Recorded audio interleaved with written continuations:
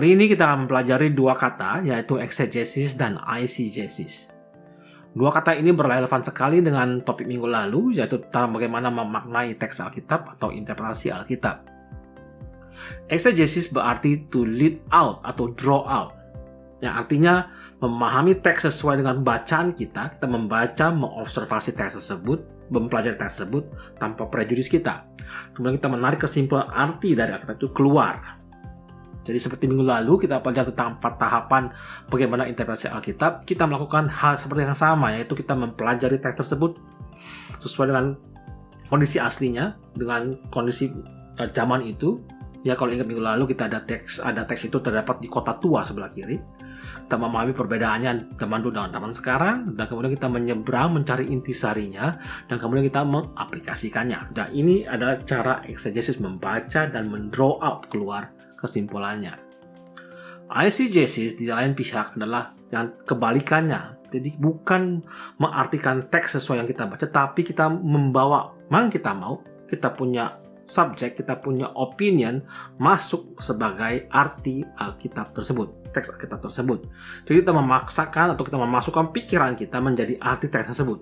Jadi bukan to draw out, bukan to lead out, tapi to lead into atau to put into. Tentunya dalam teologi, exegesis is the best, yang paling baik. Karena itulah cara paling jujur kita memahami teks Alkitab. Nah, eisegesis ini seringkali terjadi seperti ini. Jadi kita misalnya lagi mau khotbah atau lagi cari bahan buat sharing di sel grup kita. Oh, hari ini saya mau sharing tentang bagaimana menjadi sukses. Tuhan pasti mau orang-orang Kristen itu menjadi sukses. Tapi mana ayat kitabnya? Oh, kemudian kita buka kitab. Oh, ini ayat cocok dimasukkan. Oh, ini ayat cocok masukkan. Jadi kita tidak mempelajari teks tersebut, tapi kita memaksakan. Oh, ini pasti ada ayatnya tentang sukses, diambil dan dimasukkan, dicocok-cocokkan dengan yang subjek yang kita mau. Jadi bukan kita menganalisa teks tersebut, tapi kita memaksakan, kita mencopot semua itu sesuai yang kita mau supaya struktur pendapat kita bisa disupport oleh Alkitab.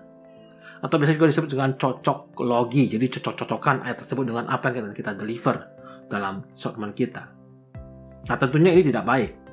Yang terjadi kemudian adalah terjadi misinterpretasi atau salah mengartikan teks tersebut atau di luar konteks. Seringkali ini terjadi dalam banyak hal, terutama dalam khotbah-khotbah yang tentangnya motivasional, karena banyak sekali yang teks tersebut diambil keluar tanpa sesuai dengan artinya. Dan kemudian juga di dalam denominasi saya, kebetulan di Pentakosta atau di Karismatik, kita seringkali banyak kali kita mendengar Tuhan membukakan arti sebuah ayat atau Tuhan memberikan kunci dari sebuah ayat. Bukannya tidak baik, tapi ini tidak tepat secara ilmu interpretasi, sebab yang terjadi adalah waktu kita bilang kita mendapat ilham dari Roh Kudus tentang arti suatu ayat, kita tuh sebenarnya tidak membaca teks tersebut, tapi itu telah dapat topiknya di otak kita, apa yang kita mau, kemudian kita memaksakan itu masuk menjadi arti teks tersebut. Jadi kita tidak membaca, menganalisa teks, tapi kita memaksakan pikiran kita masuk, dan ini juga termasuk eisegesis. Nah, jadi seharusnya waktu kita balik ke minggu lalu yang 4 tahap tersebut, maka tahap pertama, tahap kedua, tahap ketiga ini tahap membaca teks. Yang dibaca teks dan diartikan. Tahap keempat itu aplikasi. Nah, aplikasi ini yang perlu sekali kita mendapatkan ilham Roh Kudus supaya sesuai dengan kemampuan kita, zaman kita, dan apa yang sedang kita hadapi. Karena itu Alkitab itu bisa diaplikasikan untuk segala macam kondisi. Kalau kita itu perlu sekali tahap keempat ini mendapatkan ilham Roh Kudus supaya kita bisa mengaplikasikan dalam kehidupan kita sehari-hari. Tentunya di tahap 1, 2, 3 pun kita perlu Roh Kudus, kita perlu berdoa. Sebab waktu kita mempelajari teks itu pun kita perlu guidance dari Roh Kudus. Tapi bukan berarti kemudian kita angkat tangan. Seringkali juga ada beberapa teman yang saya suka bicara dari sekolah teologi, saya tidak sebut nama, tapi dia suka bilang begini, mengartikan Alkitab itu tinggal berdoa saja. Iya, memang kita perlu berdoa, tapi kan ada teknis yang kita pelajari sebelum kita bisa mengartikan Alkitab tersebut.